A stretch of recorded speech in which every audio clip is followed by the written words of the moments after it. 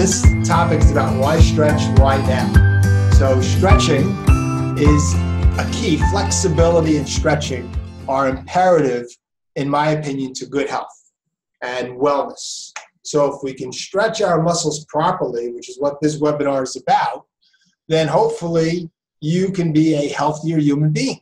So people don't put much importance in the value of stretching. And hopefully by the end of this today, you will really understand the importance, and hopefully you can implement it into your life on a regular daily basis. So to continue, why stretch? Why stretch? Why now? So now, the present, there's a saying, the past is history, the future is a mystery, and the present is a gift. That's why it's called the present. So there's no better time than now to begin stretching. So there's three categories of exercises. There's stretching, there's strengthening, getting stronger, and there's cardio for your heart. They're all important. But most people, if they even do exercise, generally tend to neglect the stretching part and do the strengthening and or the cardio. Because that's what we've heard. You go to the gym, you lift some weights, you get on the treadmill, restore your health that way, and that's important. But if we don't have flexibility, if we don't have resiliency, the body has a tendency to break down. It's almost like a tall oak tree in the wind. It's rigid. What does it do? It breaks. Versus a reed in the wind, bends and it goes with the flow. And we'll talk about stress and how it really affects our muscles. But certainly when we're more flexible, we're able to go with the flow. Not just physically, but emotionally. The mind-body connection. Okay? So there are four types of stretching. There's static stretching, dynamic, passive, and active. I'm not going to get into too many details about them, but simply they all intertwine to a certain degree. But static stretching is simply, as this photo shows, holding an area and holding it for about 20 to 30 seconds, feeling a stretch. This stretch is for the top part of the forearm. Okay, you have the hand the other way, you could stretch that.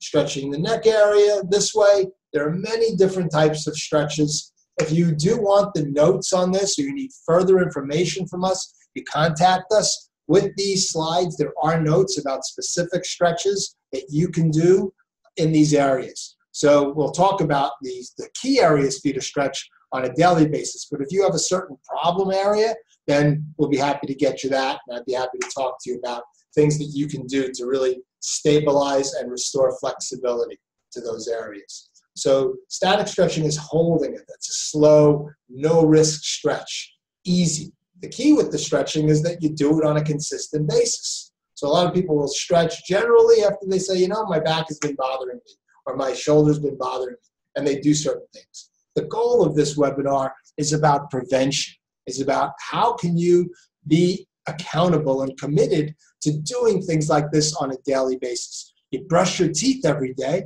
twice a day, 3 times a day.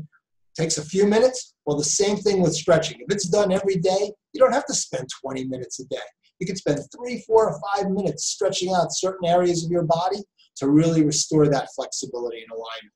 So static stretching is, again, just holding a certain position and then allowing it to move, no bouncing, no going back and forth, feeling that muscle stretch, and then relaxing it, repeating it, whether it's twice, 3 times, 5 times, 10 times, to really get the desired result.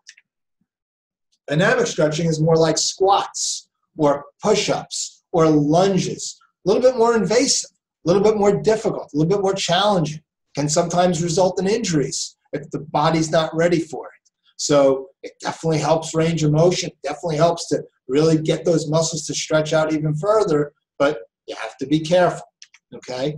Passive stretching. Passive stretching is where you use some form of resistance, whether it's a resistance band, whether in this case it's the floor, whether it's somebody else helping you, so you could be lying on your back and somebody lifts your leg up and really pushes, which stretches out the hamstring.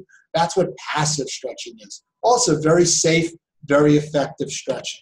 And then there's active stretching. Active stretching is where you do it alone and you stretch out. So in this photo here, it's a woman stretching out the left side of her neck, But actually, at the same time with active stretching, you're focusing on contracting the other muscle. You can see the muscle on the right side of her neck is contracted. So you're kind of visualizing a stretch along with a strengthening type of an exercise. And the benefits, what are the benefits of stretching? So many benefits. So according to the Mayo Clinic, first one, increased flexibility and range of motion. It's obvious. Well, as we get older, every one of us is getting older. None of us are old here, but as we're getting older, what do our muscles do? Do they get more flexible or less flexible? We get less flexible. Every one of us is less flexible today than we were 20 years ago. So if you start stretching, you might not get back to where you were 20 years ago, but you can certainly improve your flexibility, which then improves your range of motion. When you're more flexible and you have better range of motion, your chances of injury become less. So flexibility can diminish as we age, but it's so important to maintain that. And most people, I find, don't. So let's get back to exercising and issues related to that. 70% of Americans, from government research, 70% of Americans are either overweight or obese. That tells me almost 70% aren't exercising regularly. Possible that some of them are, but certainly that tells me a lot of people are not eating as well as they should, not exercising as well as they should. So of the 30% that remain, I'm not sold on that all 30% do exercise. Unfortunately, I think it's a small percentage of us that exercise on a daily basis. Walking can be considered exercise. Dancing, it doesn't mean about going to the gym. And again, we do have to strengthen muscles. We do have to do cardio. Those are important. But stretching is something that should be done every single day. Okay? You know, most of us think also with regard to we need to be strong. We need to be strong physically. We need to be strong-minded. And I think, again, one of the keys to health is being flexible-minded, resilient-minded, and flexible physically. I think it goes a lot further. That strength creates rigidity. Ego, control is more a power, strength issue. So it's not what this is about. This is about being more open, being free, freedom, okay? Another benefit of stretching, improved circulation. It increases blood flow and nerve flow. What is that? That's energy. Energy in our body is key. That's what acupuncture is based on, the energy, the chi of the body. It's actually what I do is based on opening up using what's called soft tissue trigger point therapy to release the blockages, the interferences that blocks blood flow and nerve flow. And when you open up energy through stretching, through acupuncture, through chiropractic, through trigger point therapy, through massage, through yoga, when you open up that blocked energy, that improves blood flow and nerve flow. And you know what happens when you improve blood flow and nerve flow? The body heals. So it doesn't mean automatically when this is done once that the body just heals. It's a process over time that you get your body to start going in a healing mode. So either in life, we either go in a direction of healing or wellness or in a direction of sickness or disease. What direction are you going in? And stretching and flexibility physically and emotionally is such an integral part of that. By improving circulation, waste byproducts are removed. So we've all heard of, lactic acid. So this lactic acid is in all of us. And one of the main places lactic acid builds up is in our muscles. So when we have a buildup of lactic acid, what do muscles do? Do they get looser or they get tighter? They get tighter. So lactic acid, where does that come from? Emotional toxicity, fears, angers, the stresses of life, relationships, finances, work, time management. Emotional stresses create this buildup of lactic acid, as well as a poor diet, okay? Eating sugars and sodas and caffeine and alcohol, okay, and processed foods, certain dairy products create this chemical in our body. And the first line of defense in our body, nutritionally, physically, and emotionally, are the muscles. So we build up this lactic acid. So stretching helps that. What else helps that? Drinking lots of water, eating fruits and vegetables, having good posture, getting enough sleep. So it can be dealt with. It's just a matter of understanding it. We can't avoid toxins. And toxins are what creates this lactic acid issue. So there's toxins in the air we breathe in every day. Can't avoid that. It's about what do we do? See, I always say the problem is not the problem. It's what we do about the problem that's the issue. So the air we breathe isn't the problem. It's what do you do to try to counteract it? Improved and better posture. So posture, if the muscles are tight, and as our muscles, as we get older, get tighter, what do you see? You start seeing people hunched over. And when you're hunched over, that creates all types of problems with the lungs, with breathing, with the heart, because everything is compromised. Everything is compressed. Everything is congested. Everything is contracted. So that's what happens as we age. And most people you'll see when they're older, you don't see young kids hunched over unless they have poor posture because they're on their phones all the time. And we'll talk about that. So stretching keeps muscles from getting tight. So you have to be aware. It's about raising our consciousness. How conscious can we be about our posture? Another key with posture is not just flexibility and stretching, but it's core strength. How many people actually strengthen their core? I know when I was a kid, there was never the plank exercise. I never knew about the plank exercise. There was called sit-ups. Well, sit-ups can sometimes be detrimental. They do help the core, but they can actually aggravate the back. So now there's the plank exercise. The plank exercise really engages and strengthens the core. When our core muscles are stronger in front, that takes so much pressure and tension out of the muscles of your back that it just allows your body to be in a more balanced, aligned position. So being really aware of your posture, core strength, and flexibility, I always talk about those are the three keys. Stress relief. So stress, emotional stresses, as we've talked about, work stress, chemical stresses of the poor diet, physical stresses, poor posture. All of those stresses, they attack. The first area they attack are our muscles. Our muscles are dealing with the brunt of our stress, physically, chemically, and emotionally. And again, what do the muscles do? They tighten up. They react to that stress. So really the source of our problems are the stresses in our lives. So in other seminars and other webinars, I talk about and I give a list of all the possible physical stresses in our life, all the possible emotional stressors in our life, all the possible chemical and nutritional stressors in our life. And if we could clean those up, our body, because of that, then starts to function more normally. So stress is a big factor, but it attacks this body of ours, these muscles of ours. And again, they don't get looser, we get tighter. And that tightness, when muscles get tighter, that's why people have pain. Because when the muscles get tighter, it actually compresses on what structurally? Nerves, discs, and joints. So people will come in and say, I have a nerve problem. I have sciatica. That's because the muscles have compressed on the nerve. Or I have a disc problem, a herniated disc. The muscles have compressed on the disc. I have a joint problem. I have arthritis, which only means inflammation of a joint because the muscles are so contracted around it. But we tend to look at those symptoms of disc problems, joint problems, nerve problems, rather than looking at the source, going backwards as to that it's the muscle. And when muscles contract, if a muscle's this long, when it contracts, what does it do? It gets shorter, okay? When a muscle gets shorter, then it basically compresses on those areas. So it's really vital. So when people have MRIs and CAT scans, and it shows us this, yes, we have to deal with that. But the muscles are imperative to deal with too. Enhanced coordination. Maintaining range of motion and flexibility helps to maintain balance. So the number one epidemic in seniors is what? Falls. Falls. It's epidemic in our society. And falls occur because the body's too rigid, not balanced. It's tilting to one side or another or forward. And when you start restoring flexibility, in turn, what comes with that is better balance in your life.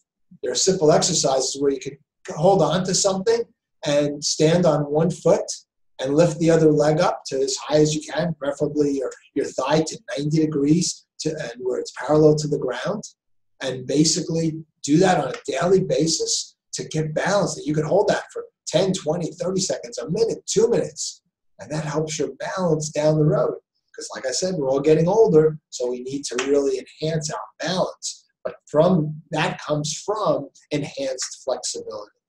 Okay, additional benefits, increase the power and strength. So even a weightlifter that's lifting weights to get stronger and build up all this bulk, in between them, the only way they can get stronger at a certain point is by restoring flexibility. That allows more strength to come into the muscle.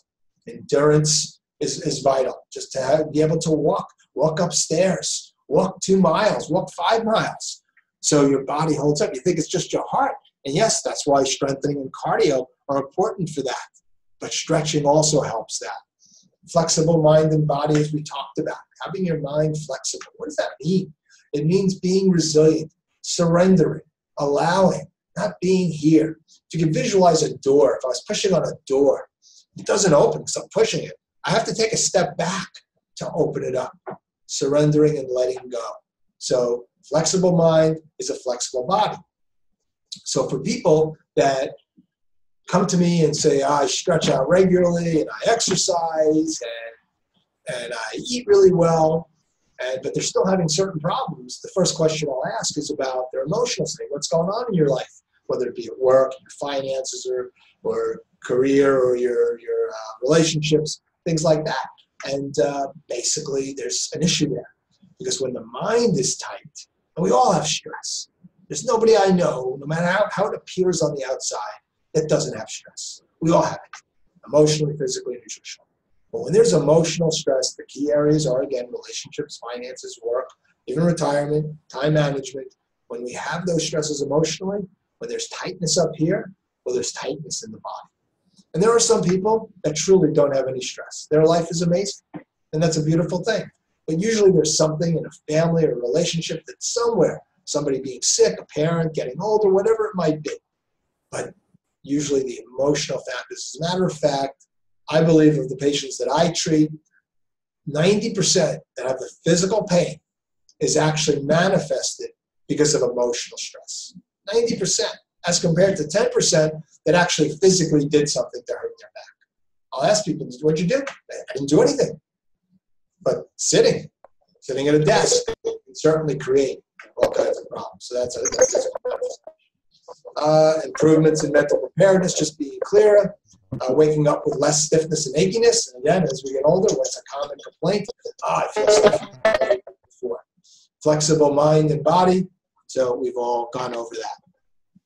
So let's go over some conditions that can be helped by regular stretching. And that can be every part of your body. Every part of your body, wherever you might have a problem or don't, stretching is going to help you. So low back pain is one of the most common problems that stretching can help. The hips also, hamstrings.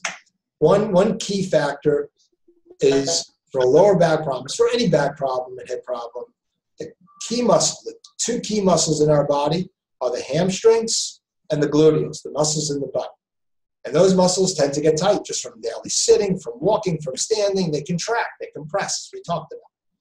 The key is to stretch those muscles every single day. If you can stretch your hamstrings, stretch your glutes, stretch your hip flexors, strengthen your core, your chances of eliminating the back pain that you have or preventing back pain are much, much greater. But you have to take the effort. And again, as I said, 2 minutes, 3 minutes, 4 minutes a day of stretching the hamstrings, the glutes. Very easy to do. Like I said, anytime, I'm happy to show you over the phone, explain to you things that you can do. Neck and shoulders also, we build up enormous amounts of tension in our neck and shoulders. Well, posture, poor posture isn't the number one reason for that. But we tend to carry the weight of the world on our shoulders. So whatever stressors we're dealing with in our lives, that weight is here. It's very heavy. And you can only carry around this weight for so long because eventually it gives. We give. We can't carry it anymore. So it's learning to let go, unravel the armor that we do build up in our lives. And if we can do that, we become much healthier. Again, all of us have whatever stuff it is. Your stuff's different than my stuff, but we all have it. And that goes right there. And we carry that around. And it's just extra baggage. Okay? So, getting started in stretching, a stretching program. It's important to keep in mind that a single stretching session won't magically improve flexibility. I think we discussed that. It's about being consistent every single day. That's why people say, why do I have to do it every day? Because you ever hear of the term muscle memory? Well, when you continually remind the muscle every single day to stretch, to be elongated, to be resilient, over the long run, you create a much more balanced and flexible muscle. Whereas if you wait a day or 2 or 3 or 4 or more in between, that muscle has a tendency to go back to that muscle memory state, which is tight. And most of our muscle memory state is tight. And the goal is to transition your muscle memory state from being tight to being flexible. So here it says a daily stretching routine will deliver the best results. Stretching at least 3 to 4 times a week, of course, can always be beneficial. So yeah, the more you do, the better off you are. But do you brush your teeth 3 or 4 times a week? You say, I'll brush my teeth today like 20 minutes and make up for the next days. It's the same concept. Dental health, spinal health. What are you going to do? You're going to let those muscles really react over time, and then one day you realize, wow, I'm waking up, as we described earlier, a lot stiffer and sore. Stiffness, soreness, achiness, tightness are all indicators of muscle tightness. As compared to pain or numbness or tingling or burning, cold, lack of strength, those are neurological or nerve symptoms. So we're talking all about muscles here. But the muscles in turn, over time, as they're tight, as I described, those muscles will impact your nerves. And eventually a tight muscle will start to affect and contract on that nerve and eventually create pain or numbness or tingling or those, other neurological symptoms. Time and patience are key. Patience is a key in life. Things do take time. So you're not going to change whatever's been going on in your life for 10, 20, 30, 50 years overnight. It's going to take weeks, months, and years to change it. Same thing with therapy. There are people that I treat that come in once or twice and expect for us to fix and correct it, which I can't do. And there are people that come in consistently for their care. And those are the ones that get the best results. The people that stretch consistently get the best results. As a matter of fact, patients that we treat that do the stretching always get better results. People with the combination of any type of soft tissue work, trigger point work, in conjunction with at-home stretching or at a gym stretching, always yields the best results. That combination. People that do yoga in conjunction with trigger point work get the best results. So it can take weeks, months to get flexible. And again, if you remain committed, you'll achieve your goals. Good news, you don't have to stretch every single muscle every day. You can vary it. But there are certain key muscles that I do recommend stretching every day. There's the hamstring, the glutes, and sometimes in the shoulders. The hamstrings and glutes would be 2 key muscle groups to stretch. So your calves, your feet, we'll go into that in a minute, the different areas to stretch out. Stretching for your neck, and remember to keep your muscles warmed up. So years ago, we always gave people stretches to do right away in the morning, and people would say, I stretch in the morning when I get up, and it actually hurts, and that's possible because your muscles are cold. So either taking a shower, hot shower, and then stretching, or walking around a little bit, and then stretching is usually the best advice that I can give you. So stretching at work. So what happens at work? Most people sit at a computer and a desk all day. And the tendency sitting, there's lots of research now that says sitting is the new smoking. So smoking is one of the #1 adverse effects in health.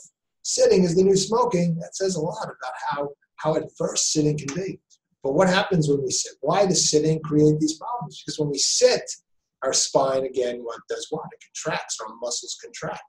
So when the muscles contract, that's just sitting at a desk, not a day or a week, but over the years, it really takes its toll. And then ergonomically, if you're not set up right and you're leaning over your desk and your computer, that creates this hunching in the back, which again creates tightness. So sitting at your desk and doing stretches is imperative, whether it be doing neck stretches, shoulder stretches, and again, not to get into all the specifics, be happy to help you, but in the notes there are a lot of different exercises and stretches that can help you. But it's important to have great posture, sitting up straight, having your butt back in the chair, vital to keeping your muscles in a resilient state. Stretching during pregnancy. Treat a lot of pregnant women. So what happens with pregnant women? One, they're gaining weight in front, and that puts an enormous strain on their back, lower back, and hips.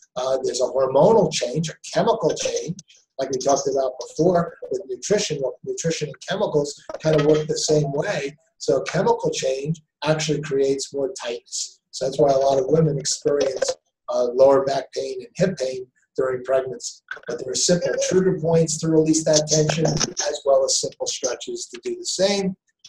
Stretching for seniors, as I said, we need to stretch more as we're getting older. I don't know what the age is. I'm I'll be 64 this year. I don't know what the age range is. I don't feel like a senior. Maybe I am. Maybe it's when you turn 65.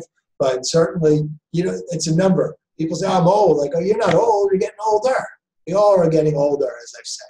So you really want to stretch out. That's one of the keys, is to incorporate that as we're getting older, that I better start stretching my body. And really, and again, I'd like to hear from you if you tell me how you feel, good, bad, or indifferent. And I can't imagine, from what I've seen in these 40 years, people tell me it's amazing that they feel better by implementing a stretching program into their lives. Maintaining flexibility is the goal for seniors, as your balance will improve, and it reduces the risk of injury. So injury, falls. So if you're balanced, and even if you fall, if your body's in a more resilient place, like kids, when they fall, what happens? They get right back up. Senior falls, you hold your breath. You hope that everything's okay. But if you can restore that flexibility, the chances if that happens. So we do have setbacks, can have a fall, but the key is how quickly do we bounce back in life. So the amount of stretching for seniors, minimum of 3 times a week, or at least 20 minutes. But again, if you did it 5 times or 7 times a week, you can shorten that time frame. Individuals have surgery, should talk to their healthcare provider so they know. You have to be careful. Just like when I work on somebody that's had surgery, you have to be really careful. But you can still work on that area. You can still address that area. Not addressing it, oh, I better stay away from it, is probably the worst thing that you can do. And just when starting any kind of regimen, starting slow. Crawl before you can walk. Whatever you were able to do in the past, doesn't matter. Utilize props such as a support or a chair, help yourself. You're not going to do it overnight. Build up to longer holding times and breathe. Breathing is a key. We tend to not, whenever we exercise, we have to breathe. Have to breathe in and breathe out. Brings oxygen into our lungs and expels carbon dioxide.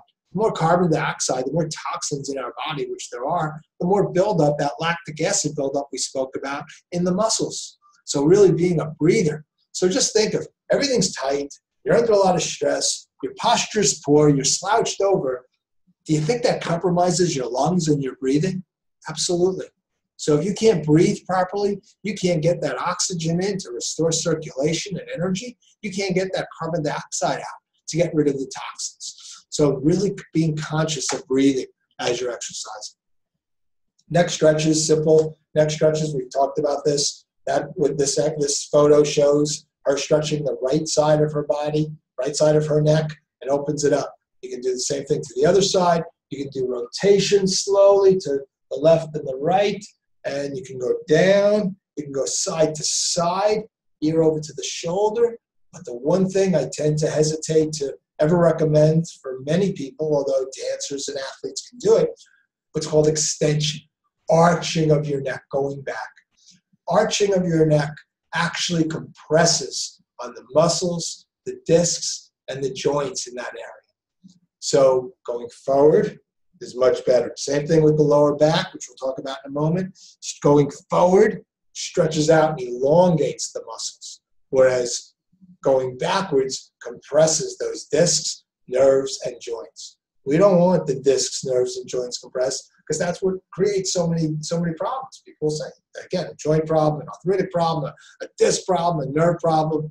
But again, it's all coming from the musculature.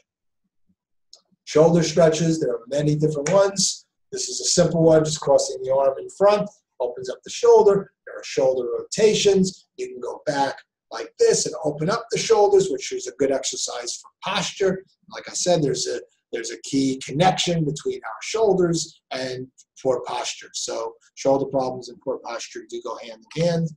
Upper back stretches, so you can see how she's arching the back this way, not backwards. So this is called flexion, going forward. When you flex like this, it opens up those lower back and upper back muscles. We want to elongate the muscle rather than it being shortened. Arm stretches. This is really hard. Most people can't even do this one. But what it does, it stretches out the tricep. So on the left arm, it's actually stretching out her tricep. On the right arm, it's stretching out the bicep. And when you stretch out those muscles, that affects your arms, can affect your shoulders, as well as your shoulders can affect your arms. So these are not imperative when I'm treating somebody for a spinal issue, but it's good to do in those in-between stretches to really free up certain areas of our body. So here's another example of somebody extending or arching their back. For most people, again, dancers, athletes, performers can get away with this because they're in really good shape. For most of us, I feel when we arch the back like this, it creates that compression. You can almost see it. Everything's being compressed into that lower back. I'd rather have the arm, the back up and flat, parallel to the ground. It takes a lot of pressure off the back.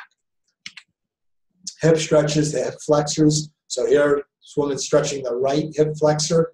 It's a difficult stretch to do. There are simpler ones to do that, again, are talked about in here. And I commonly give one where you're lying on your back and you put your ankle over your opposite knee and you pull up and you really open up those hips. So the hips, everything's connected in life. So the hip and the lower back and the leg and the shoulders, it's all one. We're one system. We're not a symptom, we're a system. So it's about treating your whole system, understanding your whole body, and just being really more in touch with your whole body.